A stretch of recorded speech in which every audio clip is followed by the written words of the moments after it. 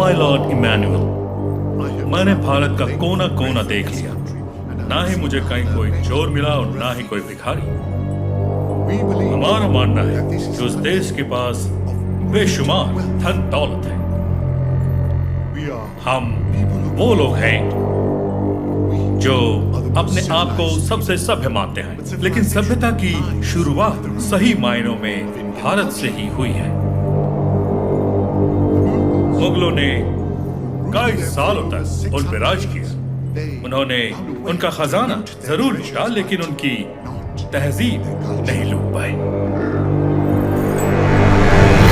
उनकी ताकत वेदों, शिक्षा और सभ्यता में है। वो ताकत छीन लो, फिर भारत को लूटना आसान हो जाएगा। वोट डालो और राज करो की नीति से अंग्रेजों ने भारत की शासन व्यवस्था तहस नहस कर दी है। हर तरफ खलबली है।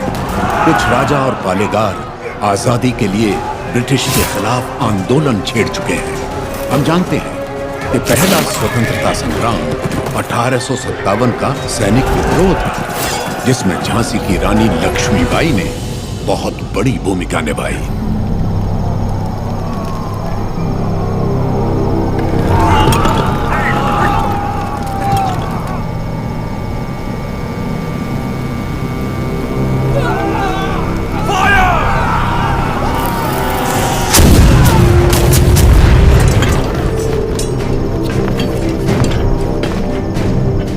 महारानी झांसी के नेतृत्व में स्वतंत्रता की ये लड़ाई शुरू हुए 3 महीने हो गए। 20,000 योद्धा हमारे साथ मैदान में उतरे और अब सिर्फ हम 100 योद्धा ही बचे हैं। कल अगर हम रणभूमि में उतरे तो फिर हम 100 भी नहीं बचेंगे। ये स्वतंत्रता संग्राम हमने शुरू किया था और हम ही इसे खत्म करेंगे।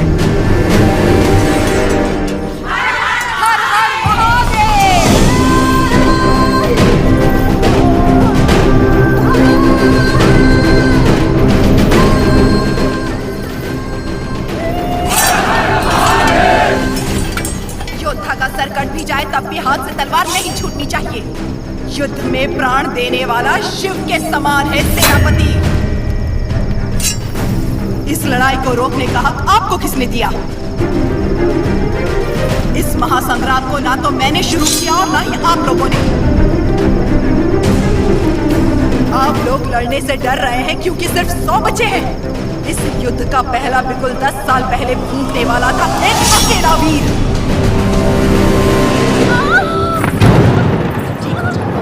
ब्रिटिश साम्राज्य की जड़ें हिला देने वाला योद्धा एक ही था।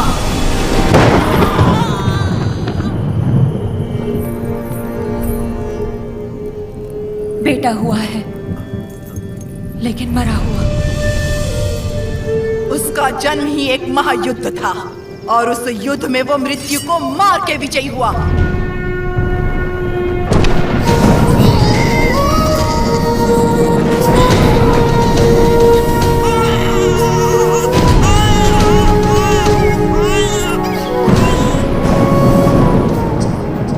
हरा कर पैदा हुआ है, अब मृत्यु से छू भी नहीं सकती। वो एक योगी था, एक महायोद्धा था, स्वातंत्र की पहली अलख जगाने वाला रेनाडू का सूर्या।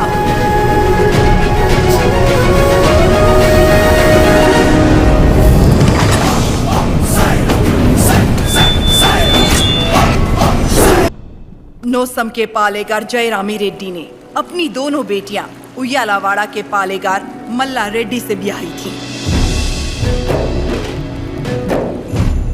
बड़ी बेटी ने 2 पुत्रों को जन्म दिया और छोटी ने एक को, जिसने सिर्फ 6 बरस की उम्र में दिखा दिया कि वो कोई साधारण बालक नहीं है। उन दिनों सीमा में भीषण अकाल पड़ा था।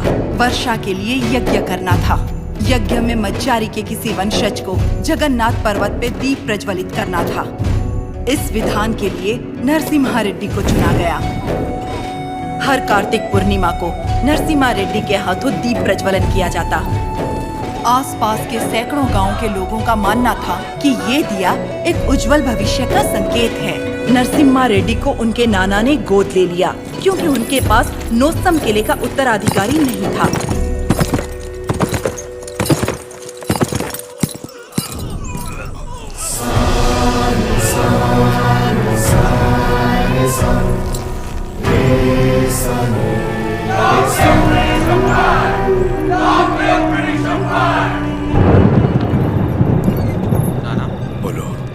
आप जानते हो वो लोग क्यों मारे गए? ये ब्रिटिश राज है बेटा। जो उनसे सवाल पूछता है, उनके खिलाफ जाता है, उसे मार दिया जाता है। आप तो पालेगार है ना, आप कुछ नहीं कर सकते? हम नाम के पालेगार हैं। ये अंग्रेज हमारे देश में घुस आए, हमारे अधिकार छीन लिए और हमारी जनता को लूटने लगे अपनी बंदूकों से डराकर। हमारी सत्ता हथियाने के लिए वो हमारे आगे पैसे फेंकने लगे, मुट्ठी भर, जिसकी हमें आदत पड़ गई। और तब से हम जिंदा लाश बन गए हैं। लाशों की तरह जीने से तो अच्छा है हम विद्रोही की तरह मर जाए ना।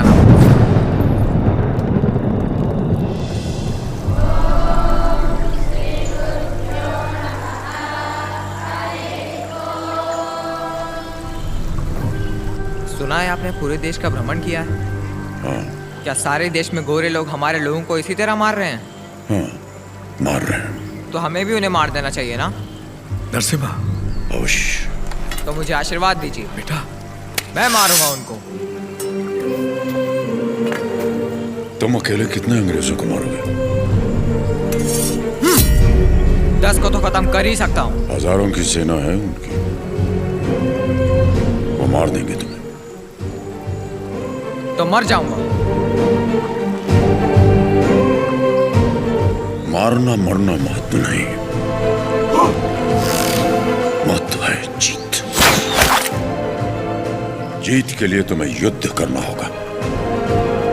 युद्ध करने के लिए तुम्हारे लोगों का साथ आवश्यक है। उनका साथ तभी मिलेगा जब तुम वही अग्नि उनके अंदर जला पाओगे जो तुम्हारे हृदय के अंदर है। स्वयं युद्ध बनना होगा।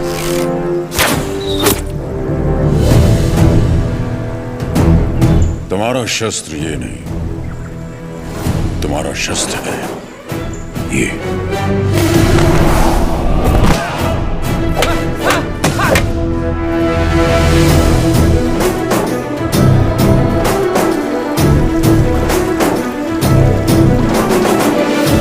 तुम्हें पहले स्वयं पर विजय प्राप्त करनी होगी।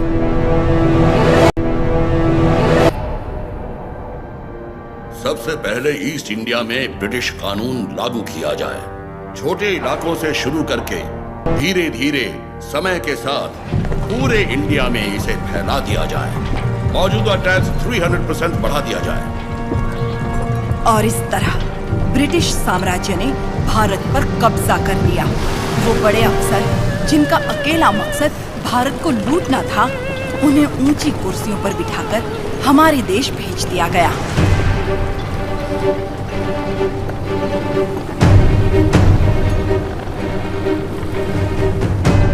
शैतानों की सेना का नुमाइंदा कॉकरेन दक्षिण भारत की तरफ बढ़ने लगा, जिसे भारतीय उपमहाद्वीप की रीढ़ की हड्डी कहा जाता है।